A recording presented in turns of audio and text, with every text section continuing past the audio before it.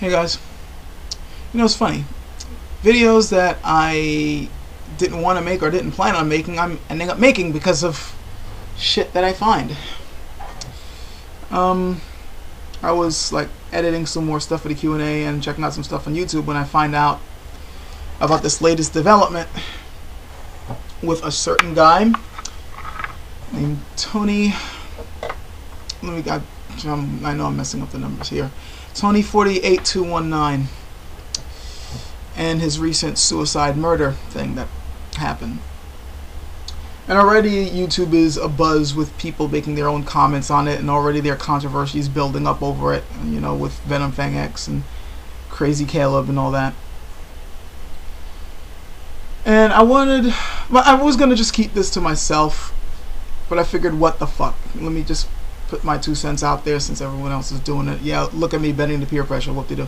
It's just more because I wanted to comment, and I think other people have touched on it, but I don't know if they touched on it strongly enough, or I don't know. I guess I just want to throw my hat into the ring just to try to help clear up whatever misconceptions are going on about what could have caused this. I know a lot of people are thinking what could have caused this. Some people are blaming fundamentalism for this. Some people are wondering if Venom Fang X had anything to do with it, or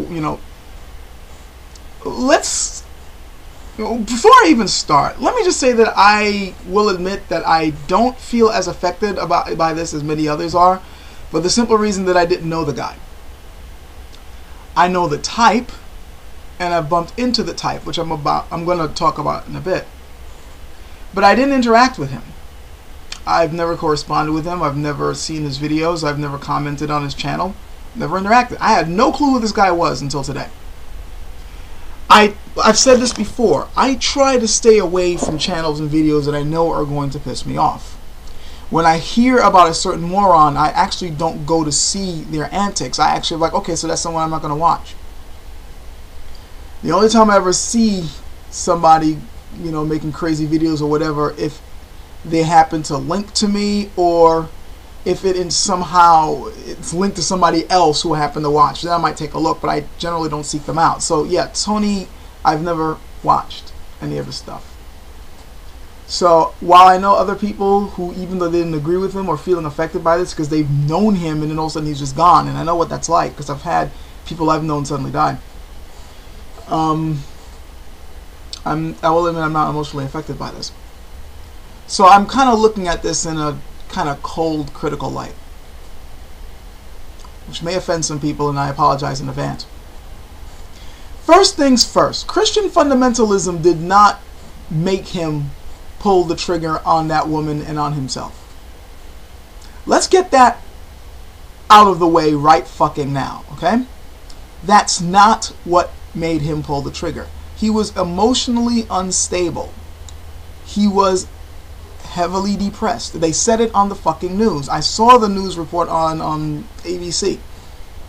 The mother admitted he was battling depression for quite some time. It was his mental issues that helped to cause this. However, this is not putting fundamental Christianity off the hook. And it definitely isn't putting Venom Fang X, who is now trying to distance himself from this, off the hook either. And let me show you what I mean.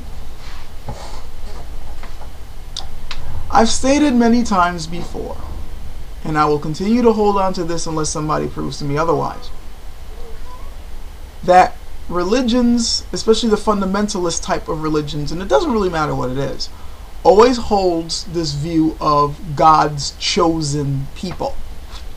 A group of people who are the most just, beyond reproach, the ones who have all of God's blessings and are able to have most of the rights.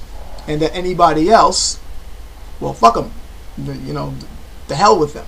They're not God's chosen, so they're beneath your dignity. There are some people who wholeheartedly subscribe to this. Some people, when they enter these religions, don't necessarily think this way, but that is part of their philosophy. However, because of their good natures, they don't really subscribe to that. Or even if they may believe it, they're not going to act on it. And then there are others who they're arrogant enough that this is right up their alley. As the Amazing Atheist had pointed out in his latest video, arrogant philosophies attract arrogant people. They don't make arrogant people. It's just what people who already have that trait in themselves and decide to act on that trait would subscribe to. They are attracted by these sort of things. But it's not just arrogant people that would subscribe to a philosophy of a chosen few. It's also those who desperately want something to make them feel special. Anything that makes them feel less worthless than they may already feel for whatever reason.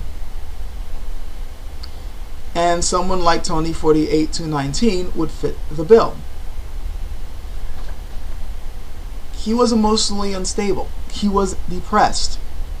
Someone who is depressed constantly goes through bouts of worthlessness, self-doubt, a feeling that they don't belong, of how life is just too much and that everything is stacked against you. Now here comes a philosophy that claims, no, you're actually of a chosen group of people. You belong to a select few.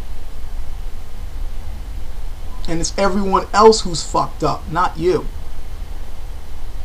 Now, try and tell me that a philosophy like this would not appeal to somebody who's feeling worthless and wants something somehow to prop them up.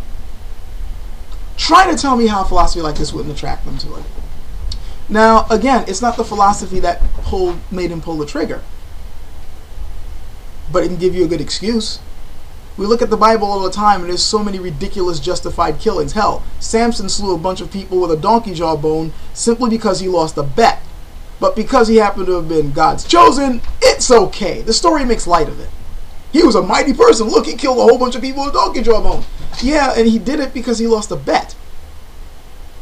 And we're supposed to accept it as, see how great of a man he was? This is what I'm talking about.